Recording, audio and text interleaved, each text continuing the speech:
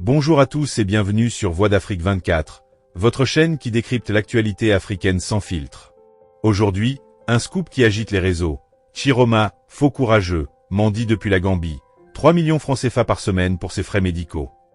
Vrai ou fake? On analyse cette allégation choc. Si vous aimez les enquêtes politiques percutantes, abonnez-vous, likez et activez la cloche pour plus de buzz africain. Chers abonnés, la rumeur circule. Depuis la Gambie où il se terre, Issa Chiroma Bakary, leader du Front pour le Salut National du Cameroun, FSNC, et opposant farouche, aurait lancé un appel désespéré pour couvrir ses frais médicaux à 3 millions francs CFA, soit environ 4 500 € par semaine, sans compter l'hébergement et la mobilité. On le qualifie de faux courageux, un tacle qui attaque son image de résistant inébranlable. Mais d'où vient cette info? Est-ce vérifié ou une pure intoxication pour le discréditer? Commençons par les faits vérifiables. L'exil de Chiroma est confirmé. Selon un communiqué officiel gambien du 23 novembre 2025, relayé par RFI et TV5 Monde, il est arrivé en Gambie le 7 novembre pour des raisons humanitaires et de sécurité, après l'élection présidentielle du 12 octobre 2025, où il a officiellement obtenu 35% des voix et terminé deuxième derrière le candidat du pouvoir. Chiroma a fui les tensions post-électorales. Il revendique toujours la victoire, dénonçant des fraudes massives. Bloomberg rapporte qu'il a échappé à des tentatives d'arrestation avant de s'exiler. Le gouvernement gambien insiste, c'est un accueil temporaire dans un esprit de solidarité africaine, sans servir de base pour des activités subversives. Des discussions pacifiques impliquent le Nigeria et l'Union africaine, comme mentionné par Jeune Afrique. Aucune source crédible ne parle de problèmes de santé ou d'appels financiers. Remontons le contexte électoral. Les élections d'octobre ont été marquées par des allégations de fraude, des manifestations à Douala le 26 octobre rapportées par la BBC, et des arrestations massives. Chiroma, ancien ministre sous Paul Biya passé à l'opposition, se proclame président élu et a publié un communiqué le 27 novembre boycottant les élections régionales, dénonçant une répression sanglante et un deuil national. Mais pour les frais médicaux? Nos recherches exhaustives sur le web, avec des requêtes comme Issa Chiroma appelle frais médicaux 3 millions Gambie, n'ont rien révélé de concret depuis novembre 2025. Pas de post récent confirmant un tel appel. Sur X, des comptes comme @panoramapapé ou @vision4tv évoquent seulement l'accueil humanitaire, sans mention d'argent. Cette rumeur pourrait être une déformation. Une vieille accusation sur Facebook datant d'octobre ou juillet 2025 l'accusait d'avoir mangé 3 milliards francs CFA liés au rapatriement du corps d'Aïdjo, un scandale présumé au Cameroun. Manger signifie dilapider, pas mendier. Peut-être une confusion virale. Les milliards deviennent des millions hebdomadaires, transposés à son exil. Sur YouTube, des vidéos comme Issa Chiroma en exil en Gambie. Que comprendre? Du 24 novembre analyse son départ comme une stratégie politique, sans évoquer précarité financière ou santé défaillante.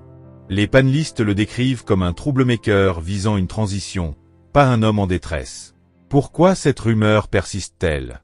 C'est probablement une campagne de désinformation orchestrée par des soutiens du régime pour affaiblir Chiroma. Il représente une menace, son boycott délégitime les institutions et il mobilise la diaspora camerounaise. L'appeler faux courageux le peint en fuyard opportuniste, sapant sa crédibilité. Pourtant, l'accueil humanitaire implique une protection étatique, pas la misère. À Banjul, en Gambie, les VIP exilés comme lui bénéficient souvent d'une prise en charge gouvernementale, similaire à d'autres cas africains comme Ousmane Sonko au Sénégal ou des opposants nigérians. 3 millions francs CFA par semaine? C'est plausible pour des soins haut de gamme, sécurité et logement, mais sans preuve d'un appel public, cela reste du buzz infondé. Si c'était vrai, ce serait un scandale majeur. Un leader politique réduit à quémander après des décennies de service public. Mais des sources fiables comme Reuters et RFI confirment seulement la sécurité, sans fragilité médicale. Quelles implications pour la politique camerounaise? Cet exil fragilise le FSNC, allié distant, opposition fragmentée. Pourtant, Chiroma pourrait rebondir en symbole de résistance, mobilisant via les médias depuis l'étranger. Comparons à d'autres contextes africains. Au Sénégal, Sonko a transformé son exil en victoire électorale. Au Nigeria, des boycotts ont renforcé l'opposition. En Gambie, le pays maintient une neutralité affirmée, comme dans le communiqué officiel.